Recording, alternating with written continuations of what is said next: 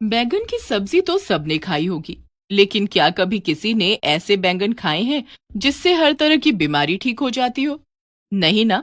तो चलिए सुखिया के खेतों की तरफ, जहां उग रहे हैं ऐसे जादुई बैंगन जो बड़ी से बड़ी बीमारी भी ठीक कर देते हैं। सुखिया अपने खेत में फसल की रखवाली कर रहा था। उसने अपने खेत में आलू और प्याज की फसल लगाई थी। सुखिया इस बार बहुत आस लगाए बैठा कि उसकी फसल बहुत अच्छी होगी।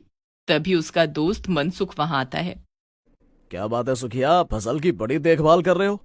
क्या बताऊं मनसुख, हर बार मेरी फसल खराब हो जाती है। बड़ी मेहनत से फसल लगाता हूँ और जब फसल तैयार होती है तो या तो उसमें कीड़े लगे होते हैं या फिर वो सड़ी हुई होती है। इसीलिए इस बार फसल की रखवाली कर रहा हूँ कि कहीं मेरी फसल को किसी की नजर न लगे। तू अपने फसल में खाद नहीं डालता क्या, और खेतों की साफ सफाई नहीं करता? करता हूँ, सफाई भी करता हूँ और खाद भी डालता हूँ, लेकिन न जाने क्यों मेरी फसल हर बार खराब हो जाती है। अगर इस बार भी फसल खराब हो गई तो मैं कहीं का नहीं रहूंगा। फसल बुआई के लिए लाला से कर्जा जो लिया है। परेशान मत हो सुखिया, इस बार तेरी फसल अच्छी होगी, देखना। इतना कहकर मनसुख वहां से चला जाता है। सुखिया खेती करके अपने छोटे से परिवार का पेट पाल रहा था, लेकिन बार बार फसल खराब हो जाने के कारण कुछ कमाई नहीं हो रही थी और उसके परिवार का गुजारा मुश्किल से ही चल रहा था। उसके परिवार में उसकी पत्नी चंपा और 2 साल का बेटा सोनू था। सोनू बचपन से ही बोल नहीं सकता था। सुखिया के पास इतने पैसे भी नहीं थे कि वो सोनू का अच्छी तरह से इलाज करा सके। दोनों पति पत्नी इस चिंता में रहते कि उनके बाद सोनू का क्या होगा। सुखिया खेत में बैठा बैठा इसी चिंता में घुला जा रहा था कि तभी उसकी पत्नी चंपा उसके लिए खाना लेकर वहां आई। अरे चंपा, तू अकेली आई है? सोनू को किसके पास छोड़ आई? पड़ोस की फुलवा काकी के पास छोड़कर आई हूँ। सोनू की चिंता आप मत करो। फुलवा काकी के पास उसका बहुत मन लगता है। आप रोटी खा लो, आपने आज सुबह भी कुछ नहीं खाया। अरे चंपा, मुझे तो फसल की चिंता खाई जा रही है, मेरा कुछ खाने का मन नहीं है। लेकिन चंपा के बार बार कहने पर सुखिया खाना खाने के लिए राजी हो गया। जैसे ही सुखिया ने रोटी का पहला निवाला तोड़ा, तभी वहां एक भिखारी आया और उसने सुखिया से कहा, मालिक, मुझे कुछ खाने के लिए दे दो, भगवान तुम्हारा भला करेगा, बहुत दिनों से भूखा हूँ। सुखिया ने देखा कि भिखारी बहुत कमजोर लग रहा था। वो ठीक से खड़ा भी नहीं हो पा रहा था। उसकी हालत देखकर सुखिया को उस पर दया आ गई। उसने अपना खाना भिखारी को दे दिया। ये लो भाई, ये खाना तुम खा लो, वैसे भी मुझे भूख नहीं है। फसल की चिंता में मेरी भूख प्यास सब खत्म हो चुकी है। भिखारी ने खाना लेते हुए सुखिया से कहा, आपका बहुत बहुत धन्यवाद मालिक, आपने मेरी बहुत बड़ी मदद की है। इसके बदले में मैं आपको कुछ देना चाहता हूँ। इतना कहकर उस भिखारी ने अपनी फटी सी झोली में हाथ डाला और उसमें से कुछ बीज निकालकर सुखिया को दे दिए। इन बीजों को अपने खेतों में बो देना, भगवान तुम्हारी सारी मुश्किल दूर करेंगे। इतना कहकर वो भिखारी वहां से चला गया।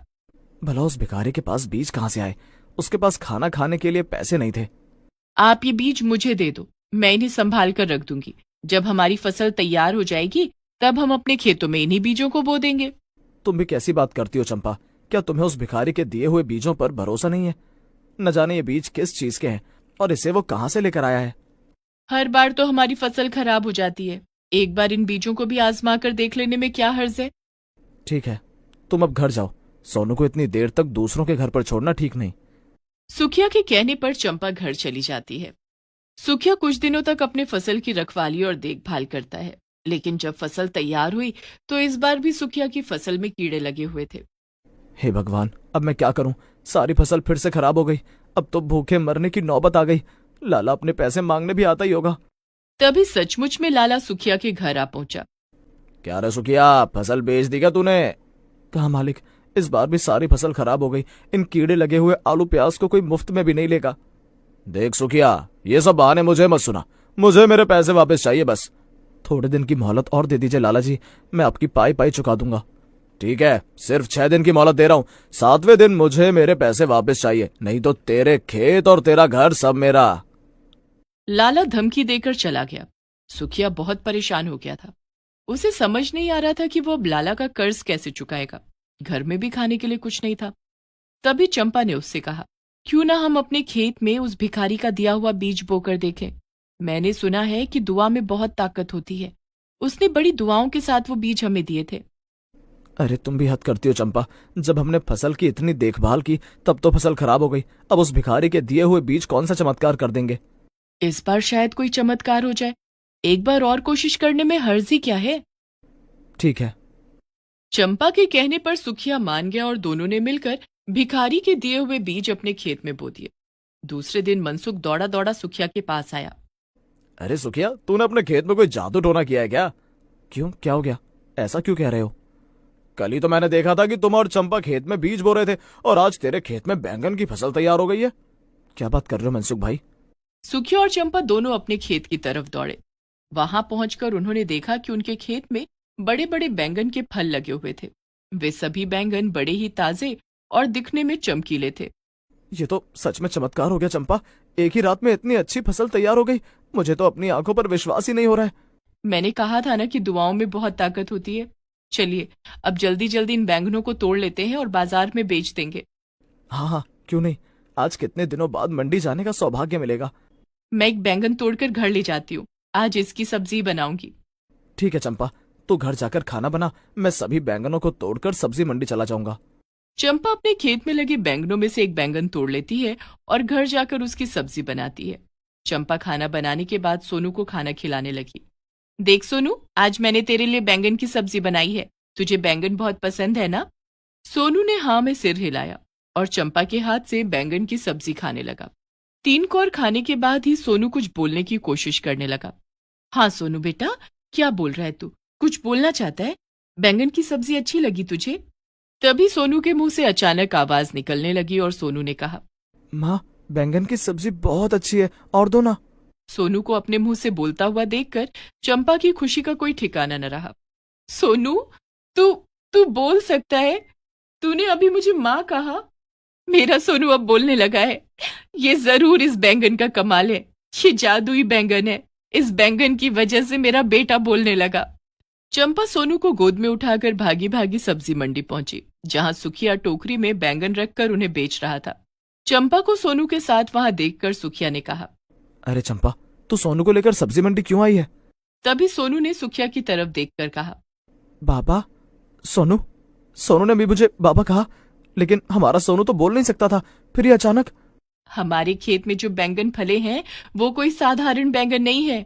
उसी बैंगन की सब्जी खाते ही सोनू की आवाज वापस आ गई और हमारा सोनू अब बोलने लगा है। क्या, बैंगन की सब्जी खाने से ये सब हुआ है। हाँ सोनू के बाबा, ये इन जादुई बैंगनों का चमत्कार है। सुखिया और चंपा की बातें सब्जी मंडी में और लोग भी सुन रहे थे। तभी एक ग्रामीण भोला सुखिया के पास आया और बोला, अरे सुखिया भाई, एक बैंगन मुझे भी दे दो। मैं भी अपनी माँ को बैंगन की सब्जी खिलाऊंगा। बेचारी की आंखों की रोशनी चली गई है। शायद तुम्हारे इन जादुई बैंगनों की सब्जी खाकर मेरी माँ की आंखों की रोशनी वापस आ जाए। हाँ हाँ भाई, ले जाओ, लेकिन 20 रुपए का एक बैंगन है। अरे भाई, मैं तुम्हें 40 रुपए दूंगा। इस तरह सुखिया ने भोला को 40 रुपए में एक बैंगन बेच दिया। देखते ही देखते सुखिया के बैंगन हाथों हाथ बिक गए और कमाई भी अच्छी हुई। उस दिन सुखिया और चंपा बहुत खुश थे। घर आने के बाद, जादुई बैंगन की वजह से आज हमारी जिंदगी में खुशियां आई हैं। अब हमें सोनू की चिंता नहीं सताएगी। दूसरे दिन सुबह सुबह सुखिया के घर पर भोला आया और जोर जोर से आवाज लगाने लगा, सुखिया भाई, सुखिया भाई। क्या बात है भोला, सुबह सुबह क्यों चिल्ला रहे हो। सुखिया भाई, तुम्हारे बैंगन में तो जादू है, जादू। उस बैंगन की सब्जी खाते ही मेरी माँ की आंखें बिल्कुल ठीक हो गई हैं। मेरी माँ अब देख सकती है। तुम्हारा बहुत बहुत धन्यवाद। भोला भी सुखिया से बात कर ही रहा था कि मनसुख सुखिया के पास आया और बोला, अरे सुखिया भाई, सुना है कि तुम्हारे खेत में जो बैंगन उगे हैं वो जादुई हैं। मुझे भी थोड़े से बैंगन चाहिए। लेकिन सारे बैंगन मैंने कल बेच दिए। कैसी बात कर रहे हो सुखिया भाई, मैंने अभी अभी देखा है तेरे खेतों में बैंगन फले फूले हैं।